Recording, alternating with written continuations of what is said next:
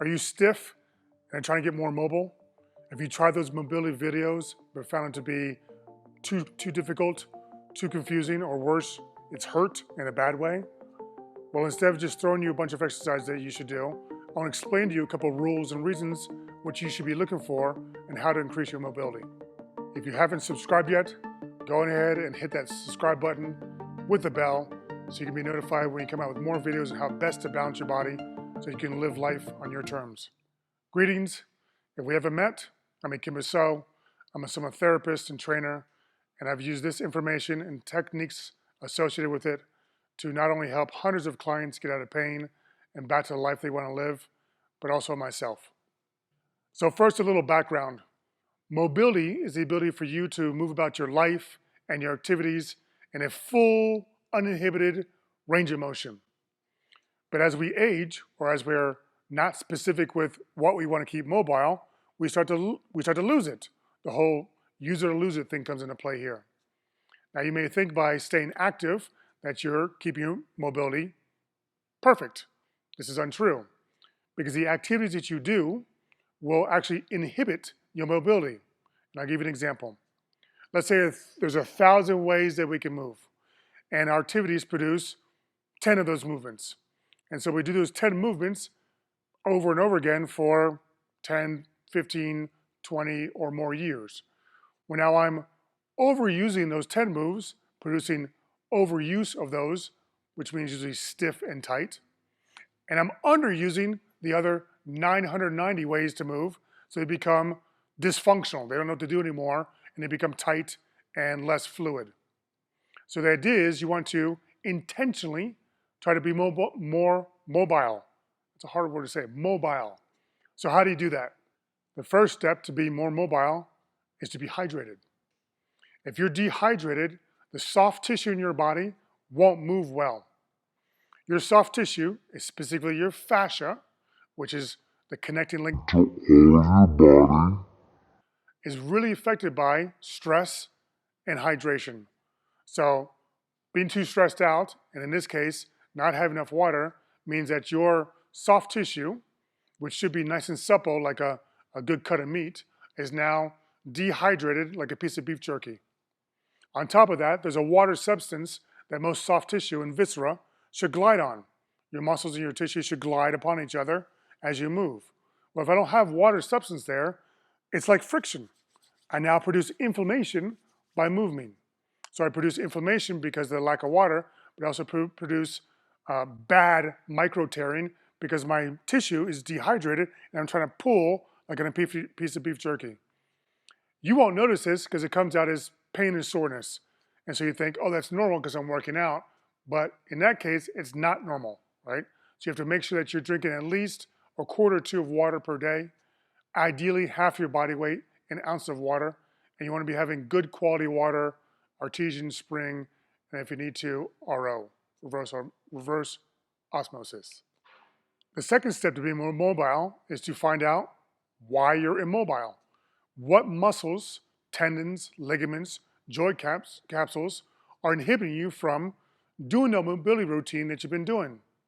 Because when you go through that routine, you'll feel tight and immobile, and you think, oh, if I keep doing this, I'll increase my mobility. And you may to a point, but you're also increasing the dysfunction. By that I mean, your body will move with the most available source. It takes the easiest road.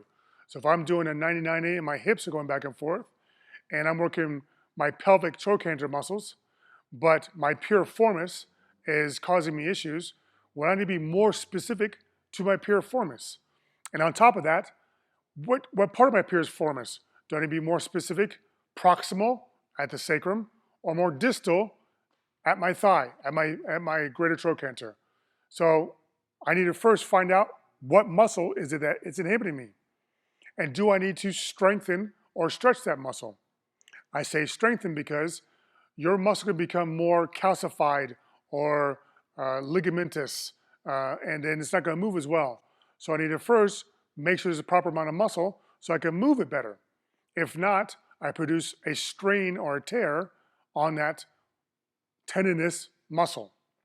I also need to know the actions and reactions of that muscle.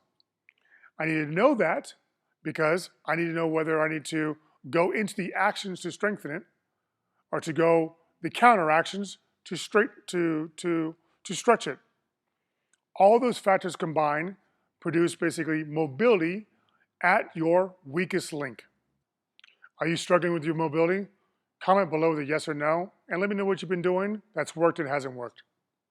The last way you can increase your mobility is to be specific to you and to understand the contraindications and the rules that might make certain mobility exercises not the most efficient.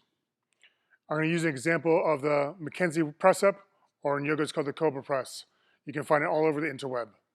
Now, I'm going to speak from personal experience because I had L4, L5 compression with sciatic pain and was prescribed this by PTs and by yogis as a fix-all, and it made matters worse. But I'm also speaking from the studies I've done for my degrees on why this is not the most effective. So in the McKenzie press-up or Cobra, you're lying on your stomach and you push yourself up into extension. The idea here is that when you lean back, your front part of your spine opens up and the back part of your spine, the facet joints, spinous process, kind of quote unquote come together. Now in a healthy spine, this is generally fine. But if you're doing this for therapeutic reasons, you don't have a healthy spine.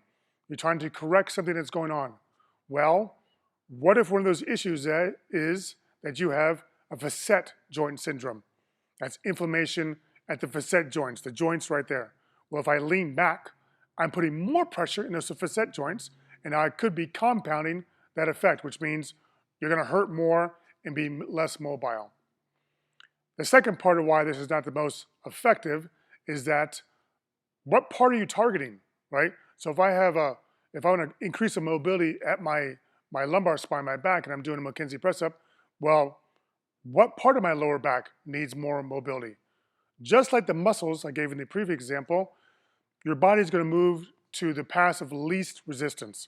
So if you're pushing yourself up and you have L3, L4 compressed, well, your body's going to move more from L4, L5, and L2, L3. It's going to try and move more from those and actually cause more issues in those joints and less mobility in the area that you need.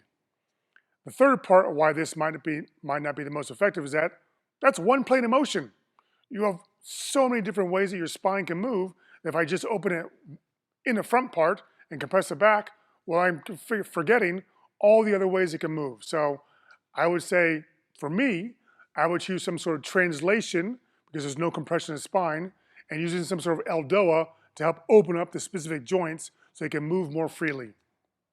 If you're struggling with mobility, you got pains in your body, and your life you want to live is not exactly the way you envisioned it, well, I want to help.